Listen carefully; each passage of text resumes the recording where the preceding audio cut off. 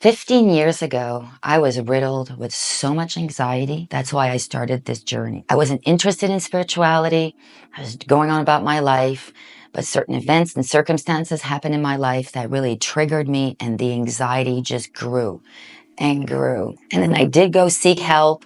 I just tried to talk it out. Didn't work. It lowered a bit, but then it just kept growing and growing and growing. And I just, at some point, I felt like I was in a panic all day, every day. And then that's when it became so debilitating. And that's when I started, even myself, self-medicating, trying to soothe, trying to get out of my thinking, distracting, but it wasn't working. And then when I hit bottom and I wanted just to end it, and thought, I even asked the universe, let's go, people. What's this all about? And that's when the spiritual journey started for me. I gave the universe 6 months and I said, you guys got to show me the way, bring those synchronicities, bring the books, messages, I don't know, anything to explain to me how to understand my mind, because all I do all day is I walk, sleep, breathe, eat, fear. And I know a lot of you know this, and I know a lot of you feel this, and I feel you, okay? Been there. You can heal this. I have. It took over a year and a half. Sometimes it takes longer, depending on what happened in your life.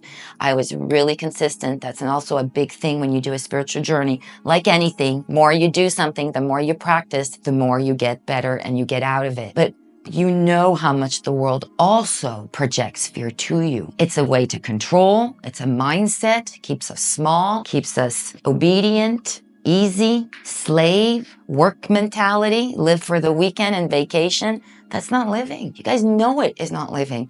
Everybody I talk to all say, this can't go on. No, this can't go on. There has to be a radical change, a radical consciousness change about ourselves. We keep waiting for the world to fix it, or governments to fix it, or the neighbor, or your mayor, or who knows. It has to start with ourselves. Each ripple, we're a lot of us out there. If each and every one of us started this ripple of discovering who we were, and connecting slowly to our heart, and discovering that these illusions of fear that we think are true, because it takes time to break down belief systems and thoughts. And then imagine when you discover they're not true. Imagine how it feels like to trust oneself. Imagine what it feels like to start liking and eventually start loving oneself. Being able to let go of past experiences that you just were judging on yourself, made you grumpy, angry, sad, guilty, shame. Whatever the list of negative emotions you're in right now, it's an illusion because of this. And we don't really help how to go in, or what does it mean when I go in, because clients, when they come, they're terrified. You know, before they lie down, they go, oh my God, what am I going to see? And I said, look, your heart is a loving place. The information's coming from an unconditional loving place. So it will know slowly how to introduce you to your topic of whatever is inside that's causing fear. And at first, I just talk to the body because it's so tense. And I'll just say, body, why can't you just relax? And then she'll hear, because I'm blocking. Okay. What do you think is so scary? And I said, what's the worst case scenario you think you're going to see? Start with that. Start with the fear that you're most afraid of. What's the worst case scenario? Oh, he leaves me, lose my child. That was mine. Or no job, not enough money, I can't buy a house, whatever. What if you didn't get the house? Oh, then I could be lonely, homeless. Okay, and if you were, what does that mean? Then that means I am what? Or if I did lose the child, I mean, I'm a bad what? Or I am what? So all those sentences of negativity are going through your brain, society and the information you're bombarded with, all kinds of information, how you should be. Don't forget, you're the boss of you. And then you should make the decision of that. But if you're getting all of this plus your own fears, can you imagine the magnitude of how much fear this planet is in? Sometimes I tell people, how can you come out of it if you're always in fear? So we need to address it. And each and every one of ourselves, believe me, I was terrified. When I just started with the pendulum and the other videos and I started doing ghosts, oh my God, you know, they exist? What? I didn't even see them before I was the age of 38. And then suddenly paranormal stuff started happening in my home. Toys were moving around. I thought, I put them away. I remember. And then they're scattered everywhere. And then you think, God, there's more out there? Boy, did the fear rise higher. It went worse for me when I started doing this. I thought, man, what did I do? I really created such a mess for myself, but I kept at it. I had this faith at the heart, and I would feel keep going and you're going to get deeper. And at some point when I did get into deeper meditations, then I started seeing real information, memories and situations. And then you have this voice, this inner voice that shows you hear wording or sentences. I'll give you an example. Also, I had a client once who I put in a meditation. We start this session. And at some point I say, Heart, what's your opinion on this? And she gets this voice or this feeling. She goes, who's talking? What was that? What's that voice? She had never heard her intuition. She had never heard an inner voice speak to her. She was so much in her head. No one had ever told her about this. And when I said, no, that's your heart talking to you, tears, people. It just blew her mind. Just how? What? And then I had to take her out of the session so that we can just talk about just that experience. And after that, she got really good going in the heart because she could identify the feeling now because it was so impressive. She had never heard it. So now she could identify it. So every time she meditated, she knew the difference really easily. It was good for her between the head and the heart. And get rid of this. Because the more you stay in it, it just feeds the monster, people. Think of it when you tell your kids when they're afraid of the monster under the bed. I know, I thought there were sharks under my bed. It's not even rational. I thought Jaws was going to eat me.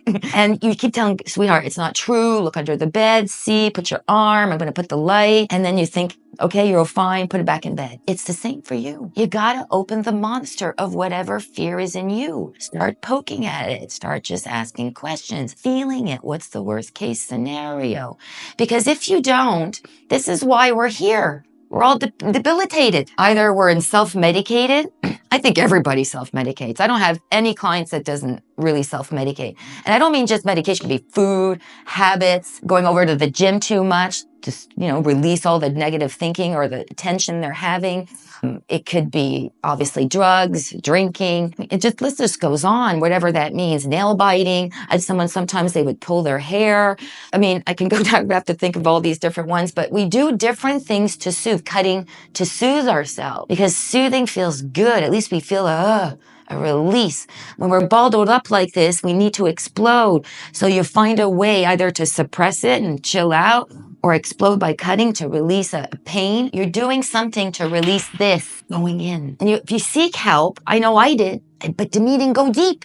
I didn't know how. And that's why I went to regression therapy. I thought, well, maybe if I use meditation and I go in with the right questioning. And even that took me years to fine tweak all the questioning, understanding the whole psyche, how it works. Because, man, we're complex people. Learning, you can get bad help. You're asking advice and then you try to go down that road and you get bad psychologists or they can't help you. I've had people say, I'm told they can't even help me. I'm done. They're done with me. That happens also here in the Netherlands. Or you're in a waiting list. I had suicidal people who were waiting 8 months to find help. 8 months. That's a lack of feminine energy in the world where we're not putting attention, we're not putting nurturing into people that are struggling. It doesn't help society when people are not functioning. People happy, create, innovate, work, have fun, go out there, spend money. That's what you want, happy people, or else we're all going to be on medication. How many of you are on medication? Most of my clients are on antidepressant. I have to start doing sessions, bringing down the fear. At some point when I get them, I have to wean them off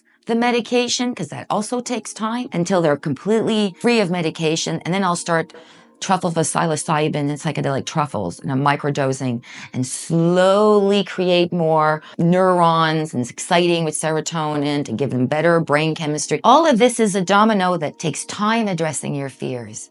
But once you start and then you know them, fear goes down and you start chipping at them slowly. Are they really real? You go deeper and then you see, no, they're perceptions I got because they were influenced by belief systems, by opinions, by whatever. And if you go even deeper, you realize this ain't true. It's absolutely not true. But even if I tell you this, it doesn't work. You have to experience it. And in the experience, you will see how eventually all those fears crumble and you learn to trust yourself. You start liking yourself because you have different perceptions of things that happened in your life that you're not happy about. I know I did.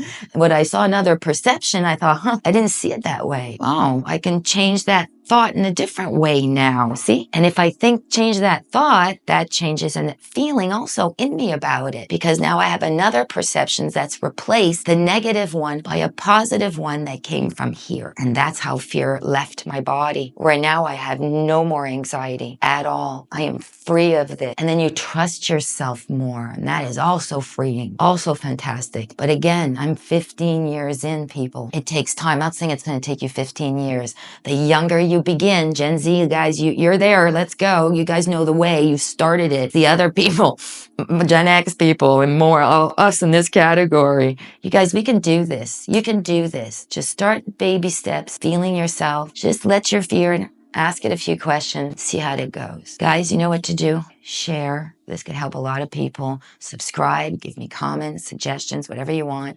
I'm here. Guys, take care and I'll see you in the next video.